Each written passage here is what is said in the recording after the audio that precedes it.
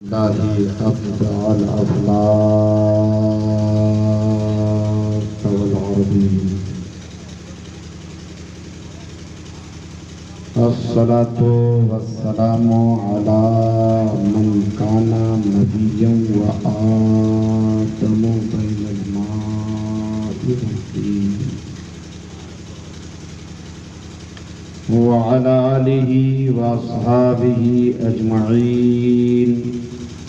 أما بعد، فأعوذ بالله من الشيطان الرجيم. بسم الله الرحمن الرحيم. رضي الله عنهم ورضوا عنه. آمنت بالله صدق الله مولانا العظيم وصدق رسوله النبي الأمين الكريم ونحن على ذلك لمن الشاهدين والشاكرين والحمد لله رب العالمين. سرور کہوں کہ مالک و مولا کہوں تجھے، باغ خلیل کا گلے زیبا کہوں تجھے، حرما نصیب ہوں تجھے امید گہ کہوں، جانو مرادو کانے تمنا کہوں تجھے. تیرے تو وصف عیب تناہی سے ہے بری، حیران میرے شاہ میں کیا کیا کہوں تجھے. لیکن رضا نے ختم سخن اس پہ کر دیا، خالق کا بندہ خلق کا آقا کہوں تجھے. آئیے سارے حضرات اپنے اور سارے جہان کے آقا کی بارگاہ میں درود پاک کی ڈالی محبتوں کی تھالی میں سجا کر بارگاہ نبی میں پیش کریں. پڑھیں درود پاک. اللہم صلی علی سیدنا و شفیعنا و حبیبنا مولانا و منجانا و ماوانا محمد بارک وسلم صلی علیہ سلام علیکہ یا رسول اللہ یا حبیب اللہ صلی اللہ علیہ وسلم. حضرات، بہت دیر سے آپ لوگ بیٹھے ہیں اور علماء کرام کی زبانی اچھی اچھی باتیں سماعت کر رہے ہیں. مداح رسول بلبل باغ مدینہ حضرت مولانا جمال احمد نے بہت اچھی نعت پاک اور منقبت پاک پیش کیا ہے. آپ نے سنا. ان سے پہلے ایک مختصر مگر جامع اور معنی خیز تقریر آپ نے محب گرامی وقار حضرت علامہ مولانا غلام مصطفیٰ صاحب قبلہ قادری ناظم اعلیٰ مدرسہ دارالعرفان فردوس نگر نارائن پور سے سنا. وقت کا لحاظ کرتے ہوئے ہم تھوڑی دیر آپ سے گفتگو کریں گے. محبتوں سے سماعت فرما لیں اور کوشش کریں کہ آج کی یہ حاضری اللہ قبول فرمائے. جتنے لوگ زندہ دلی کے ساتھ آقا کی محبت سینے میں لے کے بیٹھے ہیں، سارے لوگ کہہ دیں سبحان اللہ. تقریر سنانے سے پہلے 2-3 اشعار میں بھی پیش کرتا ہوں، سماعت کریں اور اس کے بعد انشاءاللہ آپ تقریر سنیں گے. مفتی اعظم ہند کا مشہور زمانہ کلام ہے، جس کلام کو سننے کے بعد ہر دیوانہ جھومتا ہے. آپ بھی سنیے اور جھومیے. تو شم میرے سالت ہے،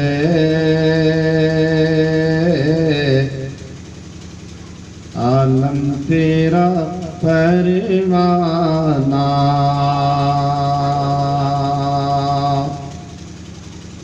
تو شم میرے سالت ہے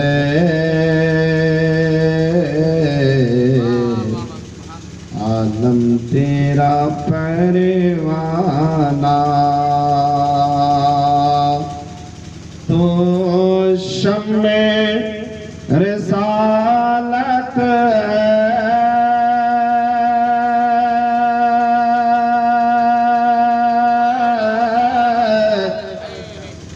عالم تیرا پروانہ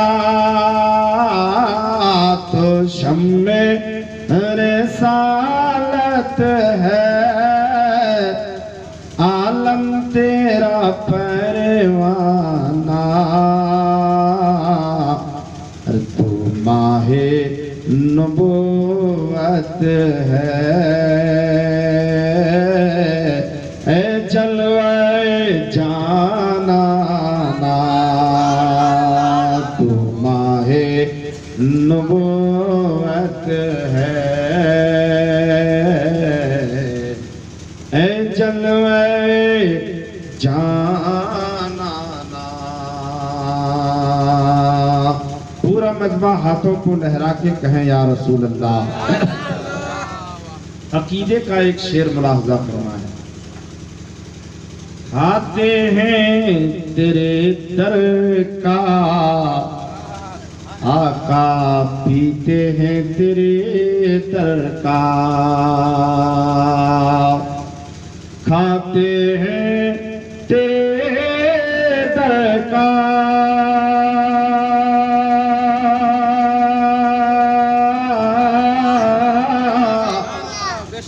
پیتے ہیں تیرے در کا پیتے ہیں تیرے در کا ہر پانی ہے تیرا پانی دانا ہے تیرا دانا پانی ہے تیرا پانی دانا ہے تیرا دانا اور ایک شعر سماعت فرمائیں عاشق جب سنگے درے جانا پہ جاتا ہے تو جبین نیاز کو خم کرتا ہے اسے لوگ سجدہ سمجھتے ہیں لیکن یہ سجدہ نہیں ہے یہ سر ہے جس سر کو بارگاہ محبوب میں بطور نذرانہ عاشق نے پیش کیا ہے حضور مفتی اعظم ہند لکھتے ہیں سماعت کیجئے سنگ در جانا پر کرتا ہوں جبی سائے سنگ در جانا پر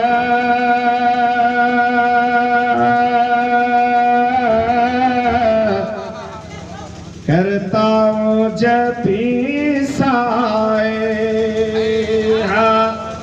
کرتا ہوں جبی سائے ہر سجدہ نہ سمجھ منکر سر دیتا ہوں نذرانہ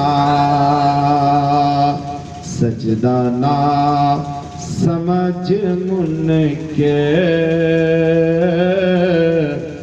سر دیتا ہوں نذرانہ درود شریف پڑھی اللہم صلی وسلم صلاۃ و سلام علیک یا رسول اللہ صلی اللہ تعالی علیہ وآلہ وسلم حضرات اللہ تعالی نے قرآن میں ارشاد فرمایا ہے رضی اللہ عنہم ورضوا عنہ کس کے بارے میں اللہ نے فرمایا ہے یہ سمجھنے کی ضرورت ہے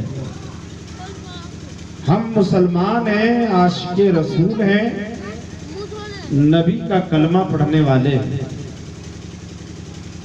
صحابہ کرام بھی عشق رسالت کے سانچے میں ڈھلنے والے مسلمان ہیں. ان کی زندگی کو دیکھیے اور اپنی زندگی کو دیکھیے اور دونوں زندگی میں آپ مقابلہ موازنہ کیجئے, بڑا فرق سمجھ میں آئے گا, بے حساب فرق سمجھ میں آئے گا.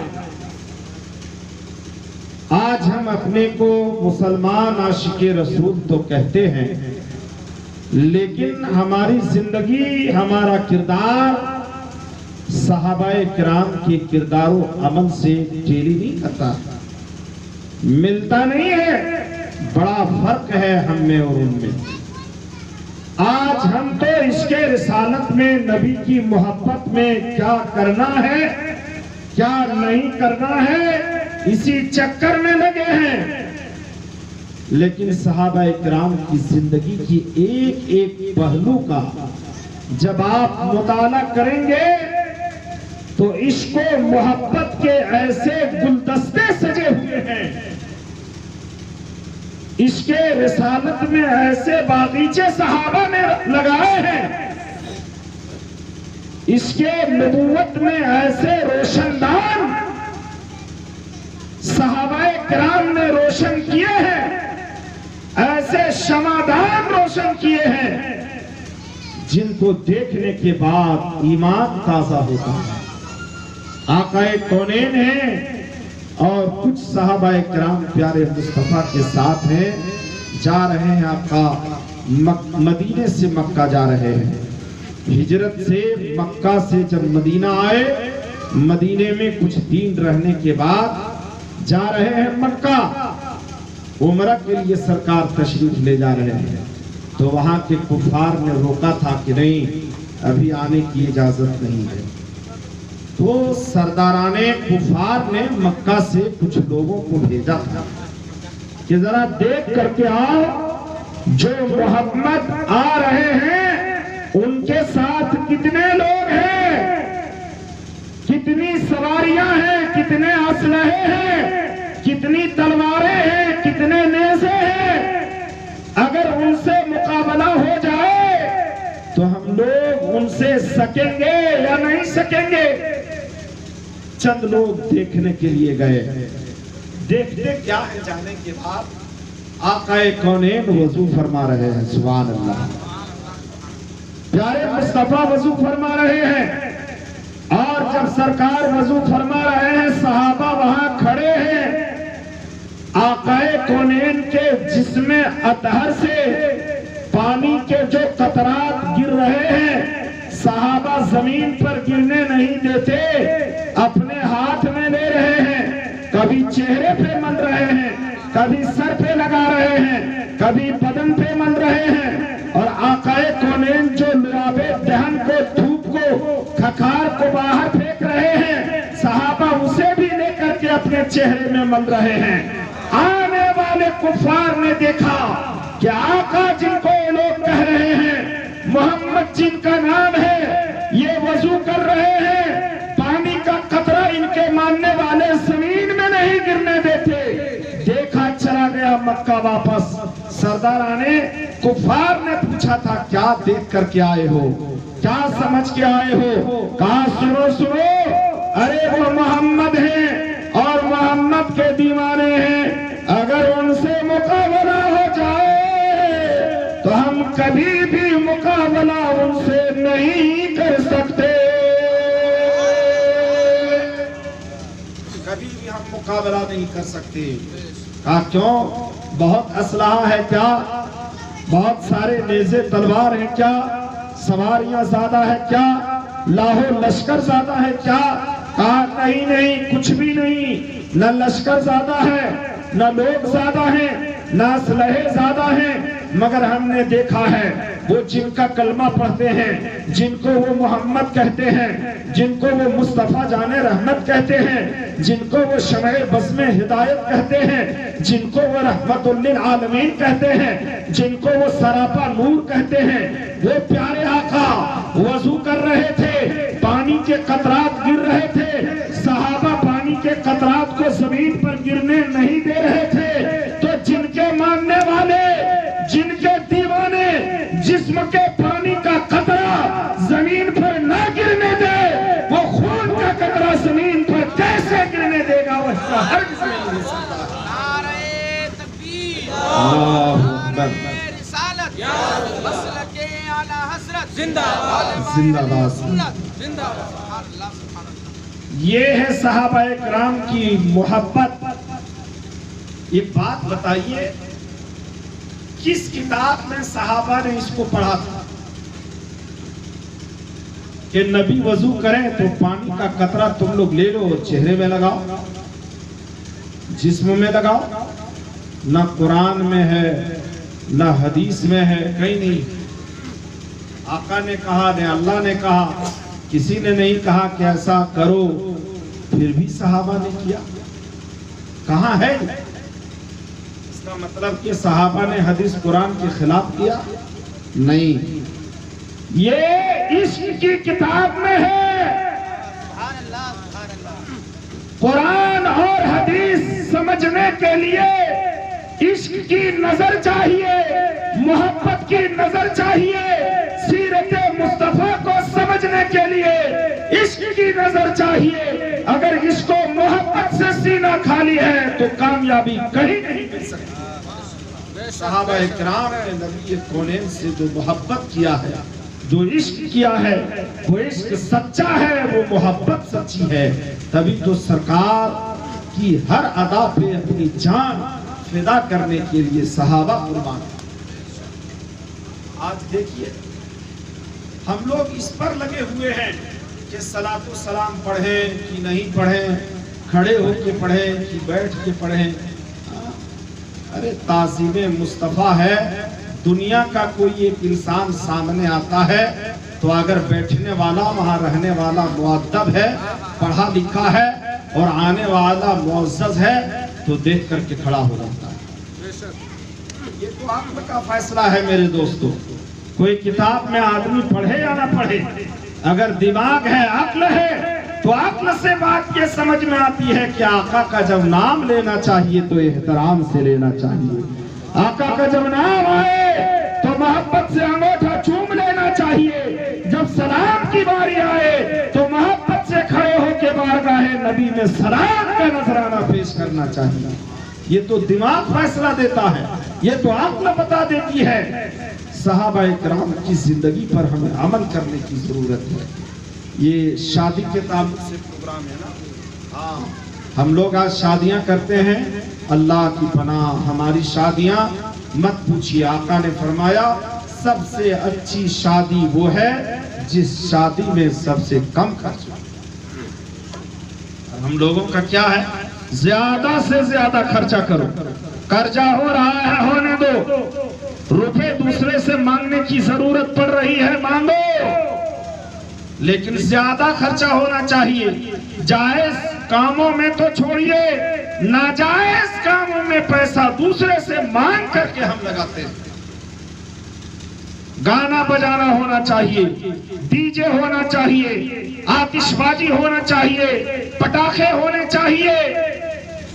جس خدا نے مال دیا ہے اس مال کا حساب بھی خدا لے گا۔ اپنے مال کو غلط راستے میں خرچ کر رہے ہو، گناہوں میں خرچ کر رہے ہو، اللہ اس مال کا حساب لے گا۔ آقا کونین نے ارشاد فرمایا، حدیث پاک موجود ہے کہ تم 4 چیزوں کے لیے شادیاں کرو، 4 چیزوں کی وجہ سے، لیکن سرکار نے فرمایا فاصبر لذات الدین، تم دینداری کو ترجیح دو۔ دیکھو جس گھر میں میرے بیٹے یا میری بیٹی کی شادی لگ رہی ہے وہ گھر دیندار ہے کہ نہیں ہے، اس گھر میں نمازی ہے کہ نہیں، اس گھر میں قرآن کی تلاوت کرنے والے لوگ ہیں کہ نہیں، اس گھر میں نماز پڑھی جا رہی ہے کہ نہیں، لوگ اچھے ہیں کہ نہیں، اخلاق و کردار کے سانچے میں ڈھلے ہوئے ہیں کہ نہیں۔ دینداری دیکھ کر کے کرو تاکہ دلہن بن کر کے جو بچی تمہارے گھر میں آئے باعث برکت بن جائے، اور اگر اپنی بچی کو کسی کے گھر میں بھیجو تو وہاں جا کر کے وہ بچی باعث برکت بن جائے۔ دینداری دیکھو، لیکن آج ہم روپیہ پیسہ محل بینک بیلنس گاڑی باڑی اور مکان دیکھتے ہیں، ہے کہ نہیں؟ 2 منزلہ مکان ہے کہ نہیں؟ ماربل لگے ہوئے ہیں کہ نہیں؟ اچھے سے گھر سجے ہوئے ہیں کہ نہیں؟ کس عالم میں وہ زندگی گزار رہا ہے؟ حرام کھا رہا ہے حلال کھا رہا ہے؟ اس سے ہماری ضرورت نہیں ہے، مطلب نہیں ہے، ہم دیکھ رہے ہیں مالدار ہے کہ نہیں ہے۔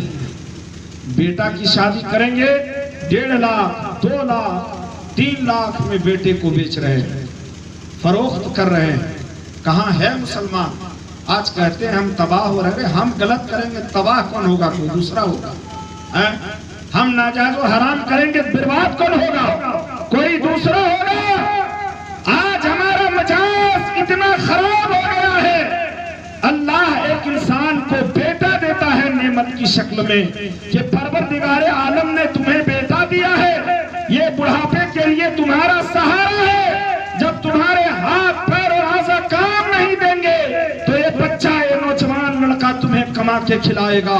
اس بیٹے کو 1.5-2 لاکھ میں ہم بیچتے ہوئے نظر آتے ہیں، جن کے گھر میں شادی لگاتے ہیں بیٹے کی، اس بیٹی والے کو ہم اتنا مجبور کر دیتے ہیں کہ جو بیٹی کا باپ کبھی بھی غیرت کی وجہ سے کسی کے سامنے ہاتھ نہ پھیلایا ہو، ان کے پاس اتنی خودداری ہو کہ کسی سے کبھی کچھ مانگا نہیں ہو، لیکن ایک بیٹے کا باپ جب لڑکی کے باپ سے مطالبہ کرتا ہے، بھیک مانگتا ہے بھکاری بن کر کے کہ ہمیں اتنا چاہیے، تو ایک لڑکی کا باپ مسجد کے دروازے پر جا کر کے کاغذ لے کے کھڑا ہو جاتا ہے، لوگوں کے سامنے اعلان کرتا ہے ہمیں بھیک دے دیجئے، ہماری بیٹی جوان ہو گئی ہے، ہمیں شادی کرنی ہے، ہمیں مانگنے کی ضرورت پیش آ گئی ہے۔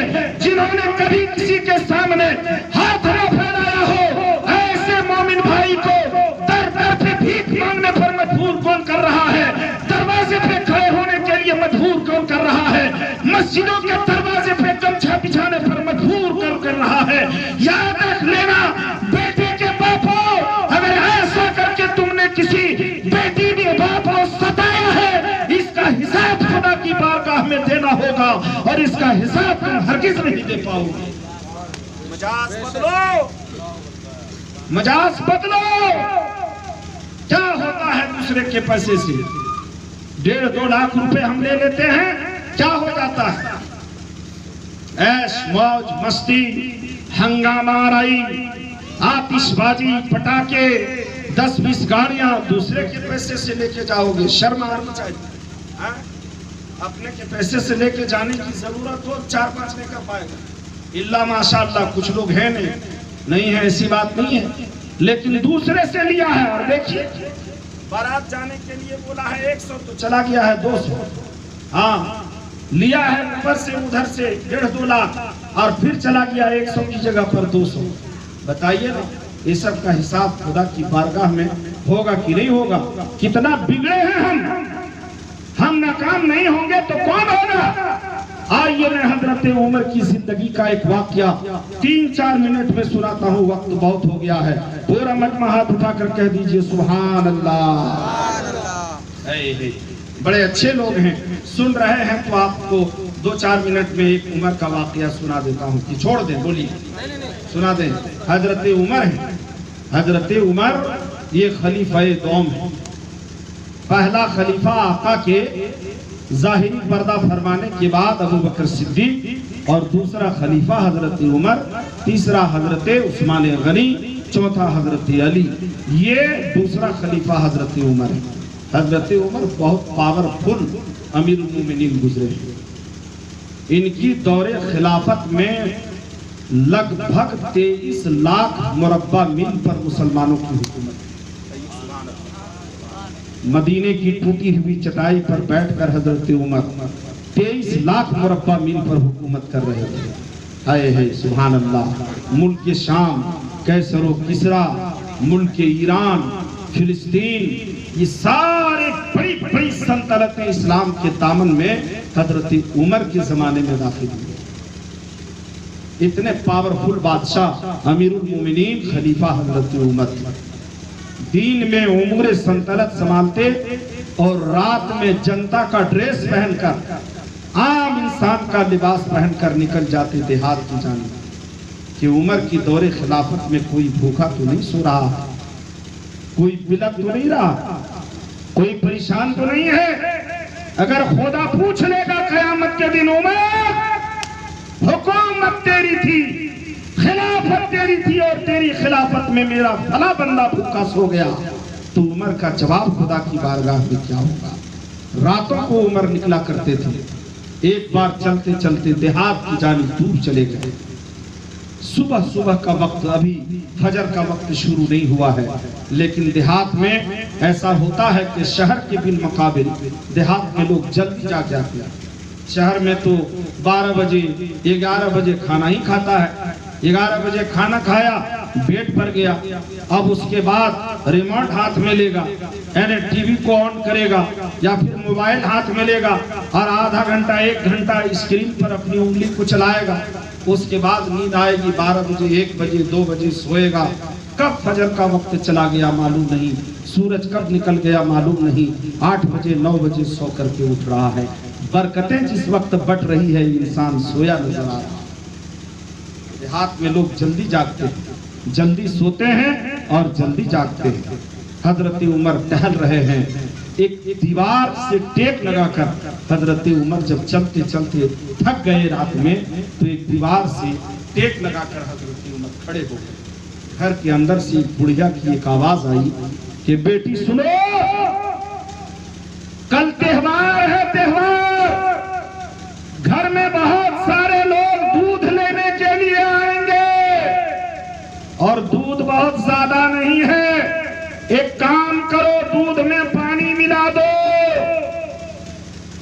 تو اس کی بیٹی نے جو جواب دیا، میری ماں آپ کو معلوم نہیں ہے یہ حضرت عمر کی دور خلافت ہے اور عمر دودھ میں پانی ملانے سے منع فرماتے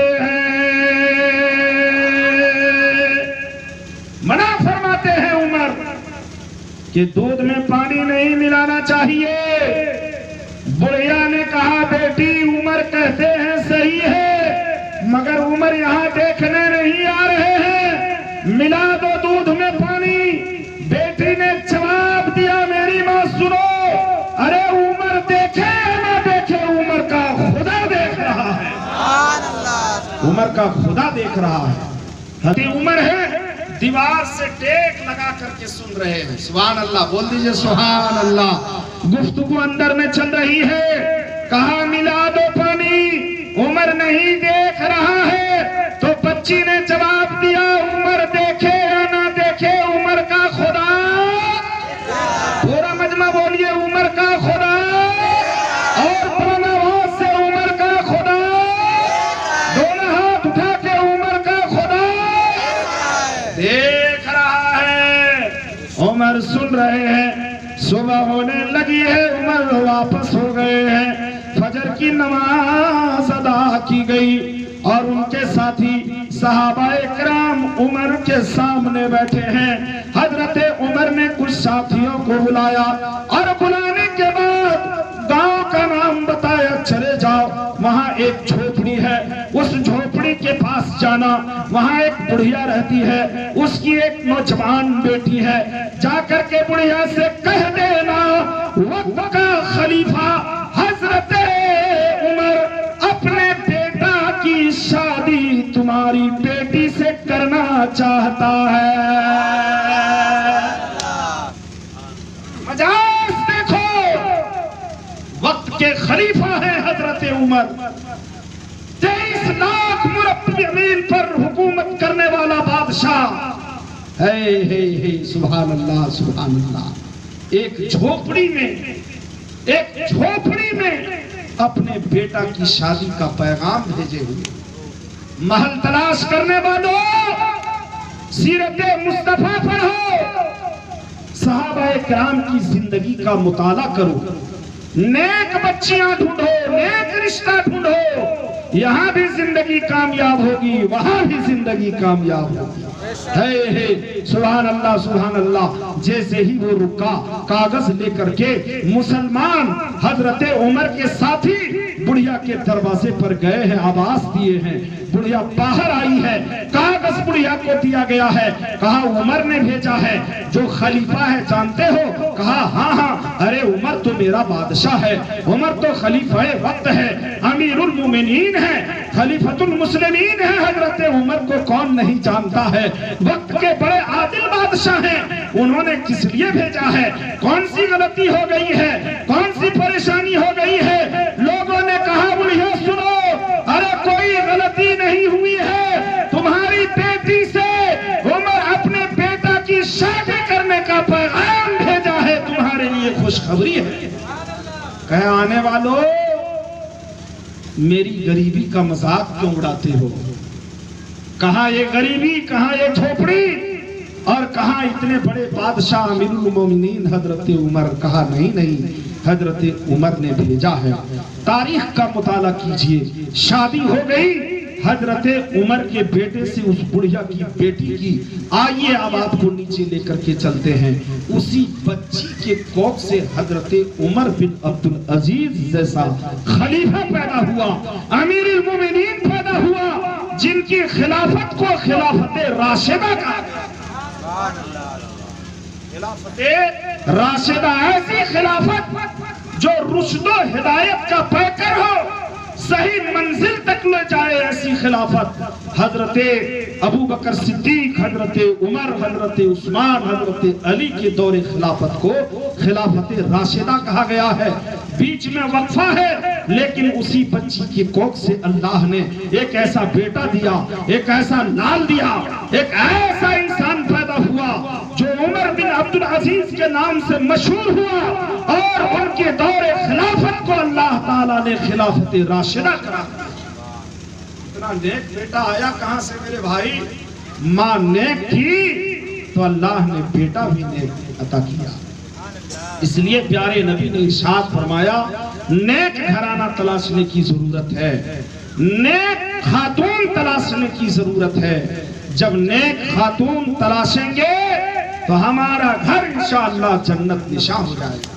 शादियों में खुराफाती से बचने की कोशिश कीजिए, गुनाहों से बचने की कोशिश कीजिए। जिस चीज को नबी ने बहुत आसान करार दिया है, आज इसको हम इस तरह मुश्किल के सांचे में ढाल दिए हैं कि एक बेटी के बाप हमेशा बिलखता रहता है, रात की सन्नाटे में खुदा की बारगाह में लौ लगाता है, मौला तूने बेटी दिया है तो इस बेटी को निभाने का सामान भी इनायत फरमा दे, जरिया भी इनायत फरमा दे। ये मुश्किल और मरहला घड़ी किनकी वजह से ये मुश्किल घड़ी आई है मेरे दोस्तों, हमें सुधरने की जरूरत है।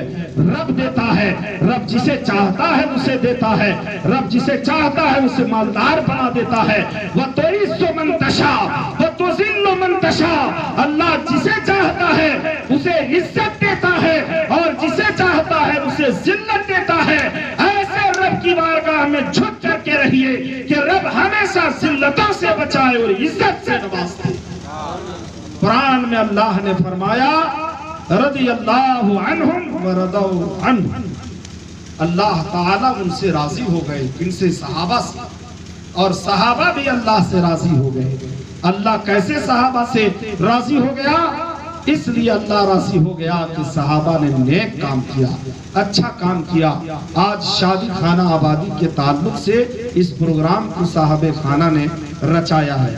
बेटी की शादी है ना, इन्हीं की बेटी, सुभान अल्लाह। और साथ ही साथ इसमें खतना भी है।